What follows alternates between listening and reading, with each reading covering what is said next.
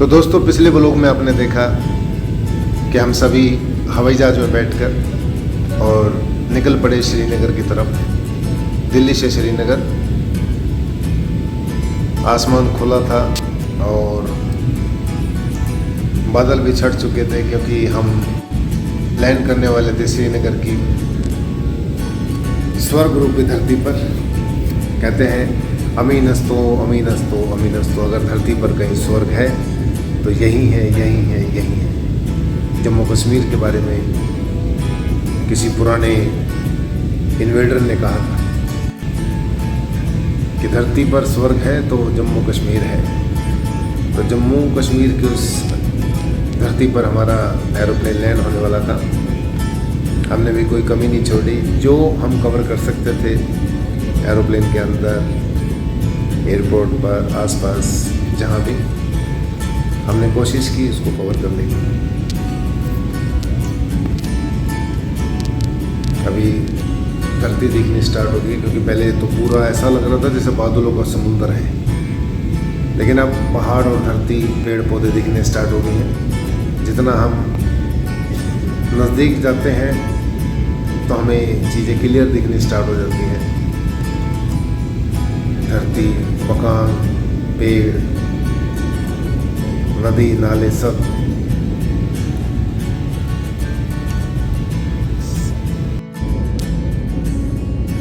तो दोस्तों, हमारा हवाई जहाज लैंड होने वाला है श्रीनगर की पावन धरती, यानी स्वर्ग की पावन धरती पर, श्रीनगर एयरपोर्ट पर, जहां हमने पहले से ही ट्रैवलर बुक किया हुआ था।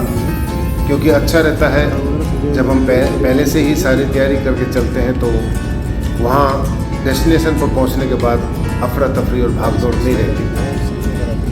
हमारी टीम के जो सारथी थे उन्होंने सारा अरेंजमेंट इस प्रकार किया हुआ था कि सुपर 13 कहलाया, किसी को कोई प्रॉब्लम नहीं हुई और हर चीज़ टाइम पर होती रही।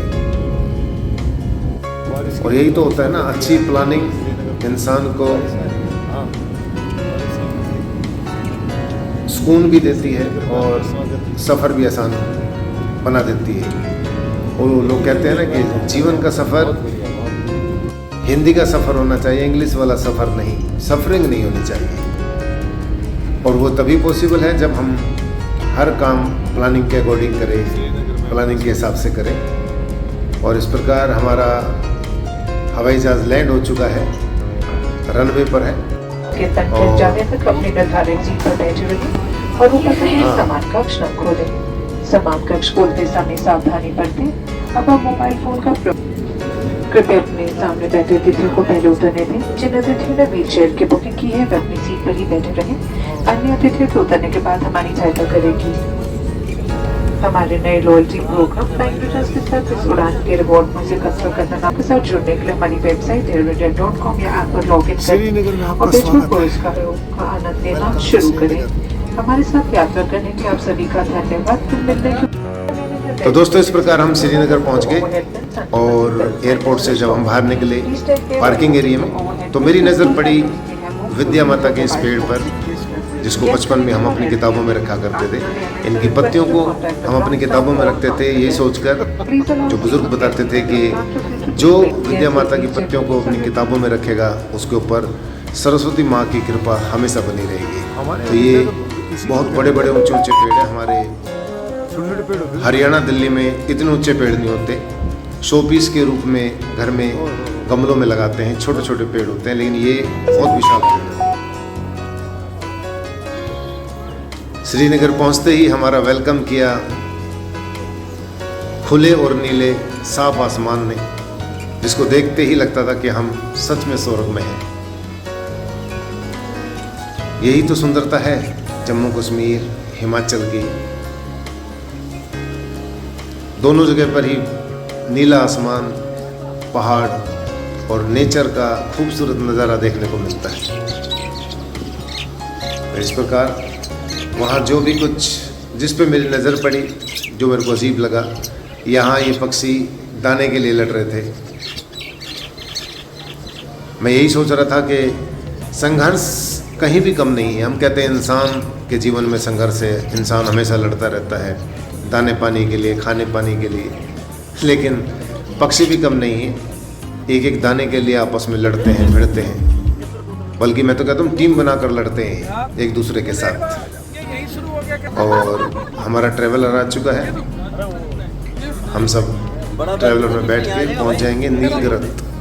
नीलगिरत जहाँ से हमें हेलीकॉप्टर मिलना है अभी, और हेलीकॉप्टर से हम पहुँचेंगे पंचतरनी, जहाँ से हमारी यात्रा बाबा अमरनाथ की, बाबा बर्फानी की यात्रा शुरू हो जाएगी।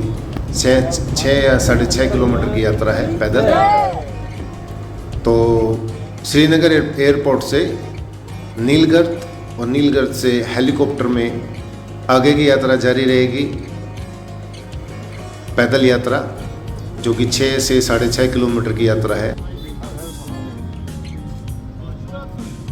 जय बाबा बर्फानी, हर हर महादेव, शिव शंभू भोलेनाथ, शिव शंकर।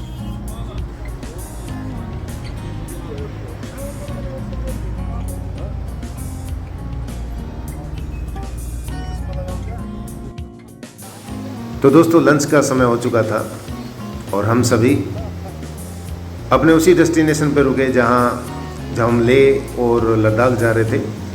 तो इससे पहले ढाबे पर रुके थे और इस बार हम रुके थोड़ा सा अगले ढाबे पर, जहाँ नदी और आसमान, पहाड़, पूरा नेचर एक साथ मिलकर हमारे साथ लंच कर रहा था। नीले पानी से बहती हुई, कल कल करके बहती हुई नदी, पहाड़, नीला आसमान और नेचर। सचमुच बहुत अच्छा लगता है जब भी हम नेचर के साथ जाते हैं, नेचर के साथ बैठकर बातें करते हैं, लंच करते हैं, डिनर करते हैं। सभी कोशिश कर रहे थे इन शानदार लम्हे को अपने मोबाइल में कैप्चर करने का, कोशिश कर रहे थे सभी इन लम्हों को, इन पलों को संजोने का, हमेशा अपने पास संजो कर रखने का। ये बैग रख के आऊँगा? नहीं, क्यों? कोई दिक्कत नहीं है। अरे कैसी बात कर रहे हैं महाराज। यहाँ हर बार की तरह हमारा जो फेवरेट था कश्मीरी दम आलू, और बाकी जो सब्जियाँ मंगाई तो वो अलग थी, लेकिन हमारा पेट तो पहले से ही कचौरी से भर गया था। घर से लाई हुई अमित भाई की शायद मम्मी जी ने बनाई थी कचौरियाँ। वो ऐसी कचौरियाँ थी कि जितना खा रहे थे पेट ही नहीं भर रहा था, और कचौरियाँ इतनी खा ली कि बाकी खाने की जगह ही नहीं छोटी पेट के अंदर। तो इस प्रकार सभी ने पेट भर के मस्ती से भोजन किया और फिर हम निकल गए नीलगिरत की तरफ, जहाँ हमें रात को स्टे करना था टेंट में, और सुबह हेलीकॉप्टर से पहुँचना था पंचतरनी। पूरा रास्ता पल चप्पा चप्पा यहाँ का एक एक पल नेचर और खूबसूरती से भरा हुआ है। तभी तो कहते हैं ना कि जम्मू कश्मीर सच में स्वर्ग। जो भी नेचर लवर है, नेचर को प्यार करते हैं, उनका ड्रीम रहा है जम्मू कश्मीर, बाबा अमरनाथ। जैसे मेरा सपना था, मेरा बहुत बड़ा सपना था कि बाबा अमरनाथ के दर्शन करूं, क्योंकि लोगों से जो लोग दर्शन करके जाते थे उनकी मनोकामना पूर्ण होती थी, और साथ ही वो जो रास्ते की सुंदरता बताते थे। कहते हैं पहलगाम से तो और भी ज़्यादा सुंदर रास्ता है, शानदार नज़ारे हैं प्रकृति के। और हमारे भाई साहब कहते हैं कि अगर स्वर्ग देखना, सच में काल देखना है और स्वर्ग देखना है, तो पहलगाम से अमरनाथ की यात्रा जरूर करनी चाहिए एक बार लाइफ के अंदर। उसमें आपको दिखेगा चप्पे चप्पे पर बैठा हुआ काल, और चप्पे चप्पे में फैली हुई सुंदरता, प्रकृति का शानदार नज़ारा। कहते हैं जैसे स्वर्ग में नज़ारे होते हैं, ऐसे ही नज़ारा है पहलगाम से अमरनाथ जी की यात्रा करने पर। इस बार तो हमारा बुलावा जैसे आया, बाबा ने जैसे बुलाया, हम चले गए। कोशिश रहेगी, दिल में तमन्ना रहेगी कि अगली बार बाबा बर्फानी के दर्शन जब हों तो पहलगाम के रास्ते से हों, क्योंकि मेरा ये मानना है, अक्सर मैं कहा करता हूँ कि मनाली, रोहतांग और जो घूमने की जगह टूरिस्ट प्लेस पर इंसान अपने तमन्ना से, अपनी मन की इच्छा से जा सकता है। लेकिन धार्मिक कोई भी स्थल हो, कोई भी जगह हो, वहाँ इंसान अपनी मर्जी से नहीं जा सकता। ये ताकतें, ये शक्तियाँ, ये दिव्य शक्तियाँ ये आपको खींचती हैं, ये बुलाती है। जब इनके यहाँ से बुलावा आता है तभी इंसान जा पाता है, अदरवाइज़ इंसान की औकात नहीं कि इन जगह पर पहुँच सके। ऐसे ही मैंने भी कभी सपनों में सोचा हुआ था कि हाँ कभी जाऊँगा, लेकिन सपने में ये नहीं सोचा था कि इतना जल्दी बाबा का बुलावा आ जाएगा, इतना जल्दी बाबा मुझे अपने दर पर बुला लेंगे। मैं धन्यवाद करता हूँ दिल से उन सभी दिव्य आत्माओं को जिनके साथ हमें बाबा के दर्शन हुए, बाबा के दरबार के दर्शन हुए, वहाँ सफ़ेद कबूतरों के दर्शन हुए। कहते हैं जो दुर्लभ सफ़ेद कबूतर का जोड़ा होता है वो किस्मत वालों को मिलता है, उनके दर्शन किस्मत वालों को होते हैं। और सच में हम सब की किस्मत बहुत अच्छी थी कि हमें उस दुर्लभ कबूतर के जोड़े के दर्शन भी हुए और बहुत ही शांति प्रिय दर्शन हुए, इसका जवाब नहीं। तो दोस्तों, श्रीनगर से नीलगढ़ और नीलगढ़ से आगे हेलीकॉप्टर पंचतरनी तक हेलीकॉप्टर की यात्रा। उसके बाद शुरू हुई हमारी पैदल यात्रा 6.5 किलोमीटर की, पंचतरनी से बाबा अमरनाथ, बाबा बर्फानी के दरबार तक। तो दोस्तों, जब हम श्रीनगर से नीलगढ़ जाते हैं तो रास्ते में एक जगह आती है सोनमर्ग। जी हाँ, ये वही सोनमर्ग है जहाँ बॉलीवुड की बहुत सारी फिल्मों की शूटिंग हुई है, जिसमें सत्ते पे सत्ता, राम तेरी गंगा मैली हो गई और बजरंगी भाईजान मुख्य हैं। बहुत ही सुंदर बताते हैं सोनमर्ग के बारे में कि यहाँ की सुंदरता शब्दों में बयान नहीं की जा सकती। बहुत ही सुंदर जगह है सोनमर्ग। ऐसा लग रहा है जैसे पहाड़ों के बीच में से दूध की नदी बह रही है। साक्षात लगता है कि दूध बहकर पहाड़ों से निकल कर आ रहा है। और यहाँ का कहते हैं, पता ना भाई, आप बताओ ना। अरे आप बताओ महाराज। अच्छा, हाँ। ये हम सोनमर्ग में घूम रहे हैं। हाँ यहाँ पर 3 फिल्मों की शूटिंग हुई थी। हाँ एक लेटेस्ट है आपकी बजरंगी भाईजान, हाँ। और दूसरा आपकी सत्ते राम पे तेरी सत्ता। गंगा मैली हो गई। अच्छा। तीसरी आपकी सत्ते पे सत्ता। कहाँ पे? ये इधर? 3 मूवी की सोनमर्ग के अंदर शूटिंग हुई थी।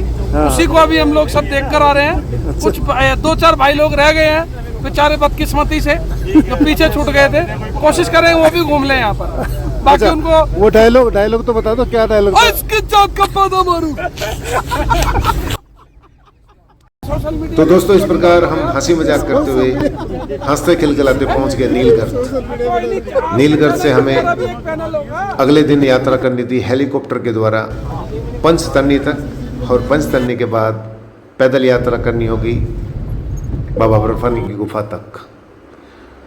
तो अगले ब्लॉग में आप देखेंगे नीलगढ़ का पूरा ब्लॉग, नीलगढ़ में कहाँ हम रहे, कैसे रहे, चाय, भंडारे, और नीलगढ़ से हेलीकॉप्टर तक, हेलीकॉप्टर से पंचतरनी तक पूरा ब्लॉग। कमेंट करके ज़रूर बताना आपको कैसा लगा, और अगला ब्लॉग देखना ना भूलना। आपका दिन मंगलमय हो, शुभ हो।